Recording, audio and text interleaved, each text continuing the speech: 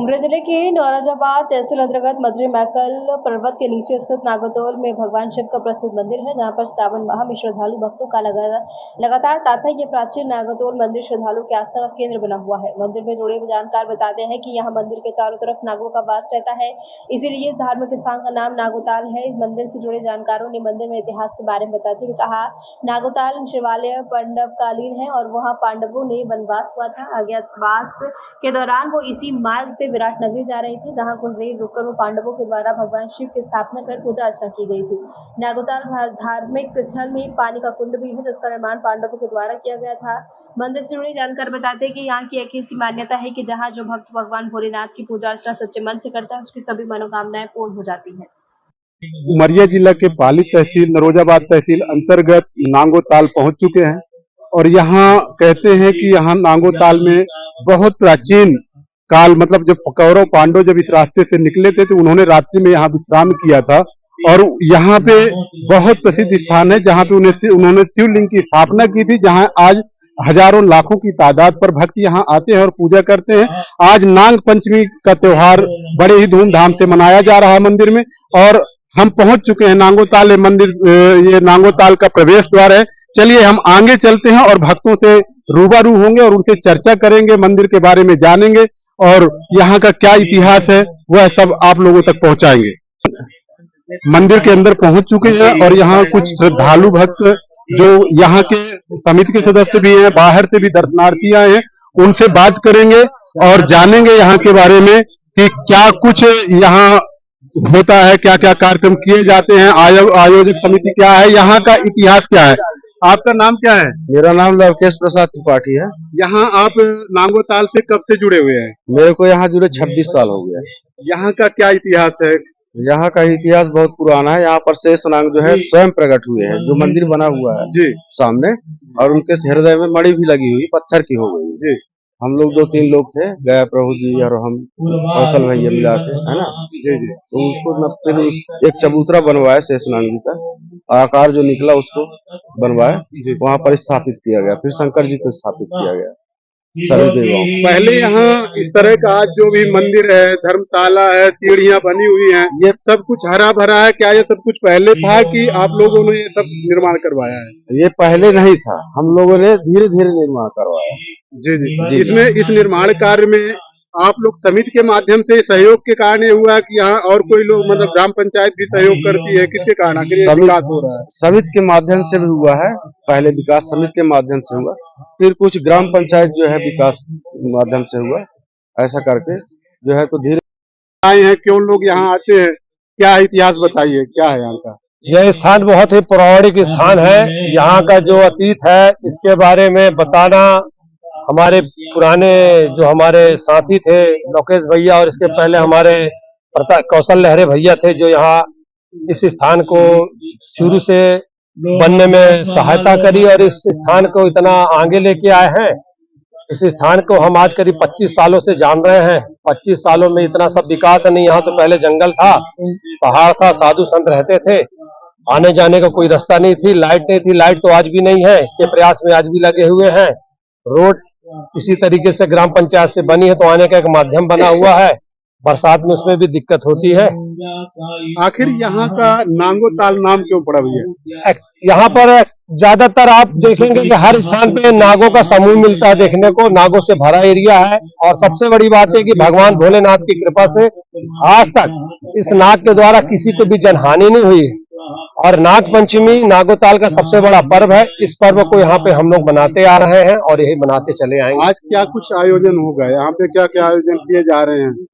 ये नागोताल आश्रम में नाग पंचमी का जो महत्वपूर्ण कार्यक्रम है, इस कार्यक्रम में सर्वप्रथम कल से हमारे यहाँ अखंड रामायण का पाठ बैठाया गया था और आज रुद्राभिषेक भगवान भोलेनाथ के होने के बाद, हवन के बाद यहाँ पर भंडारे का कार्यक्रम है। ग्रामीण एरिया से आए हुए सभी भक्त जन भोजन प्रसाद पाएंगे और इसी के साथ इस पर्व को बड़े हर्ष उल्लास के साथ मनाया जाएगा। धन्यवाद। चलिए बहुत बढ़िया। जैसे भैया ने बताया कि यहाँ आज कल शाम से ही यहाँ अखंड मानस का कार्यक्रम किया जा रहा था।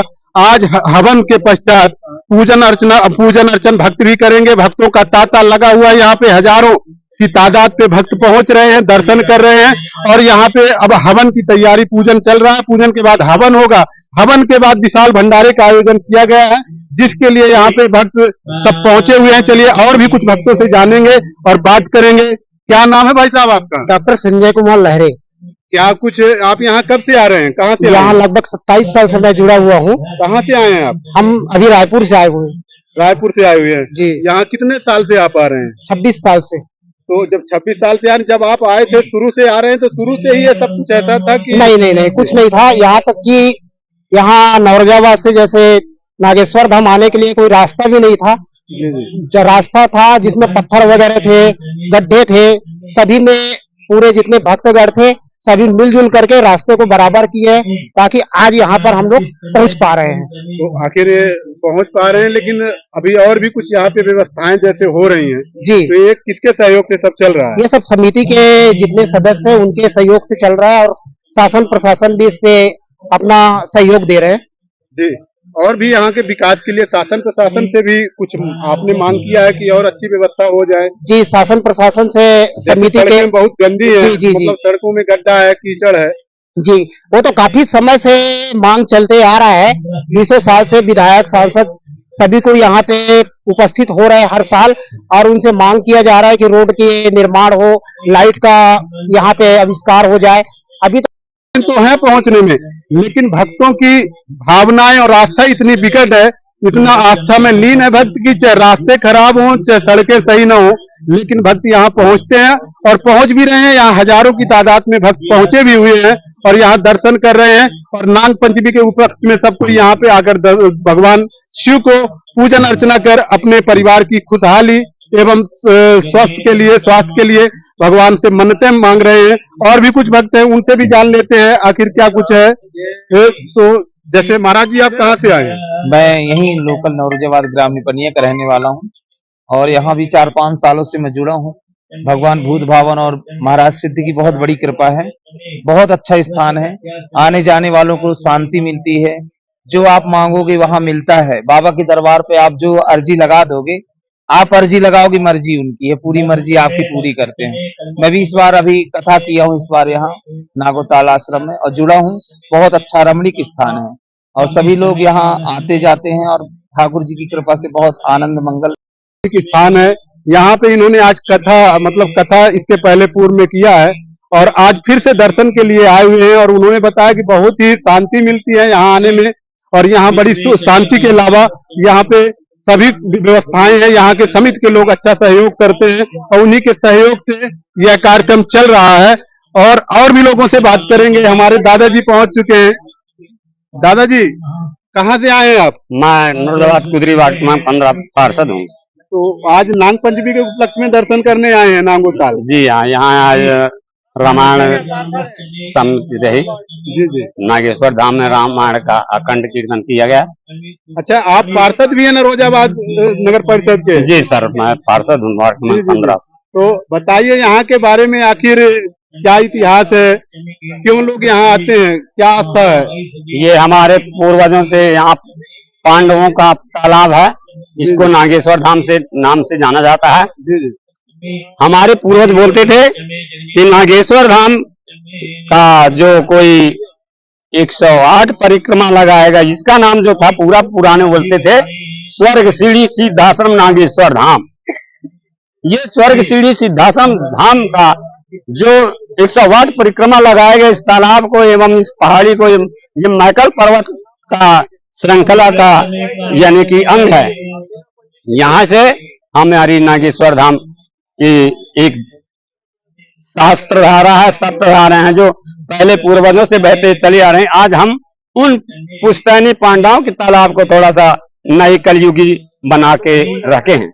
अच्छा, ये जो तालाब है ये पांडवों के द्वारा निर्मित किया गया था क्या? पांडवों ने, जैसे सुनने को मिलता है, कुछ लोग बताते हैं, जानकार बताते हैं कि यहाँ पांडवों ने रात्रि में विश्राम किया था, और ये क्या सही बात है? ये बात सही है। इस नगर नौरजाबाद में ही पांडवों ने अपना अज्ञातवास किया था, और यहाँ से जाकर के विराटनगर शहडोल में उन्होंने अज्ञातवास नाम बदल करके छिपे रहे। यह नागेश्वर धाम में अनेकों जगह पांडवों ने तपस्या करके भगवान भोलेनाथ की सिद्धि करके और अनेकों प्रकार के बाण तैयार करके करुओं के साथ टक्कर लेने के लिए अनेकों प्रकार से यहाँ परिश्रम किया, तपस्या किया। जो अमलेश्वर धाम, नागेश्वर धाम यहाँ क्या कहते हैं अमोल है, और इधर अनेकों प्रकार के ऐसे पहाड़ी जलधाराएं हैं जो देखते नहीं बनता, ऐसे ऐसे कंदरा हैं जहाँ हजारों लोग छिप सकते हैं, ऐसे ऐसे कंदरा हैं। यह हमारी नर्मदा मैकल पर्वत की श्रृंखला पर मर्दरी ग्राम के नीचे एक कुदरी ग्राम के वार्ड क्रमांक 15 में यह हमारा नागेश्वर धाम आता है। धन्यवाद। जैसे अभी चाचा जी ने, ये नगर परिषद नरोजाबाद के वार्ड क्रमांक 15 के पार्षद भी हैं, इन्होंने यहाँ के बारे में बताया कि यहाँ अज्ञातवास के लिए पांडवों ने यहाँ एक दिन रात्रि विश्राम किया था, और ये जो तालाब है उन्होंने ही यह तालाब निर्मित किया था। चलिए, धन्यवाद यहाँ का इतिहास जानने के लिए। और मैं उमरिया से आशीष कुमार दुबे, एक्सप्रेस न्यूज भारत।